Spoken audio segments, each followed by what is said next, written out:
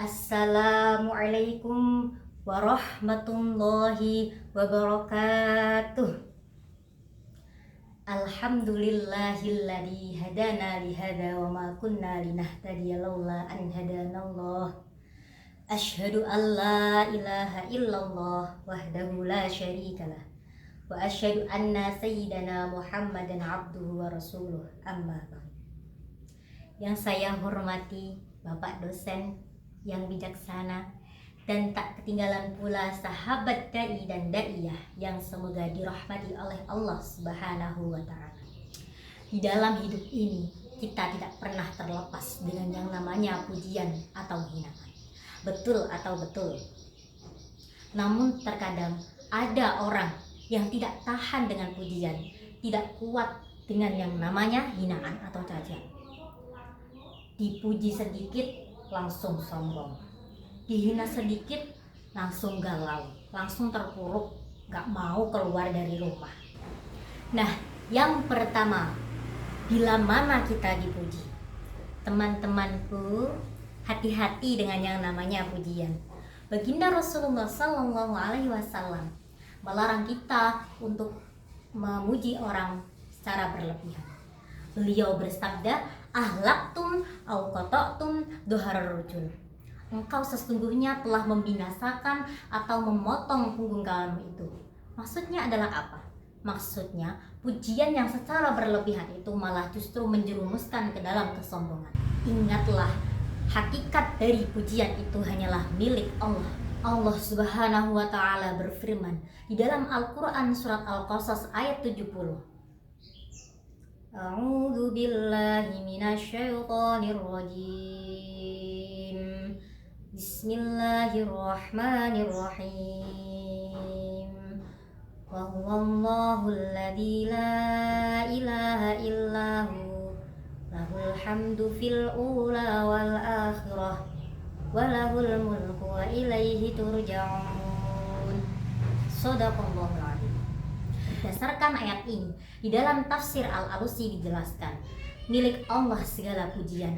Karena apa? Karena Allah lah yang maha agung, yang telah memberikan semua rahmatnya kepada seluruh hambanya. Ingatlah, hakikat dari pujian itu adalah milik Allah. Dan kalau selain itu, berarti hanyalah perantara semata. Kemudian yang kedua, bila mana kita dihina? Di dalam Al-Quran surat Al-Mu'minun penggalan ayat 96, idfa' billati hiya ahsanus sayyi'ah. Berdasarkan ayat ini, di dalam tafsir Al-Baydawi dijelaskan, dengan memaafkan orang yang berbuat jahat, membalas kejahatan tersebut dengan melakukan kebaikan. Dalam menghadapi hinaan, kita harus mencontoh akhlak dari baginda Rasul. Dulu baginda Rasul pernah dihina oleh seorang Yahudi yang buta, yang tidak bisa melihat.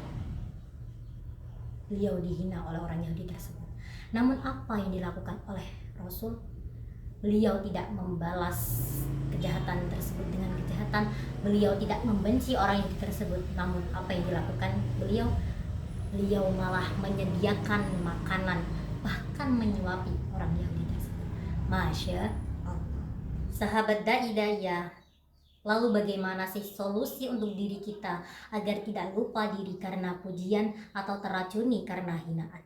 Yang pertama, mawas diri juga rendah hati. Di zaman sekarang tidak sedikit dengan kejadian dengan memiliki kelebihan yang mereka miliki, mereka justru malah mengangkat dagu, mengangkat bahunya, dan bahkan merendahkan orang lain. Ingat sahabat dai-daiyah, bila dipuji kejayaan kita, semuanya bukan milik kita. Oleh itu sadarlah senantiasa, semuanya dari Allah. Setuju sahabat? Yang kedua, ikhlas karena Allah Ta'ala. Ikhlas karena Allah, bukan karena terobsesi dengan pandangan manusia. Zaman sekarang contohnya, mau pergi bukber, mau pergi sholat tarawih, malah dijadikan ajang pamer. Bajunya bagus-bagus, glamor-glamor.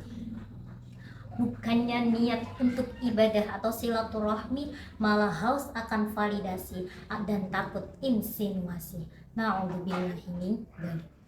Nah, maka dari itu sahabat Da'idaiyah, kita sebagai orang yang beriman jangan sampai kita terbang karena pujian dan tumbang karena hinaan. Karena apa?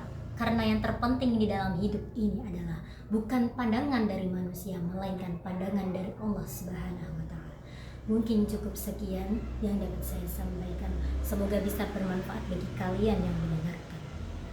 Kupat kecemplung santen menawi enten lepat kula nyuwun pangapunten.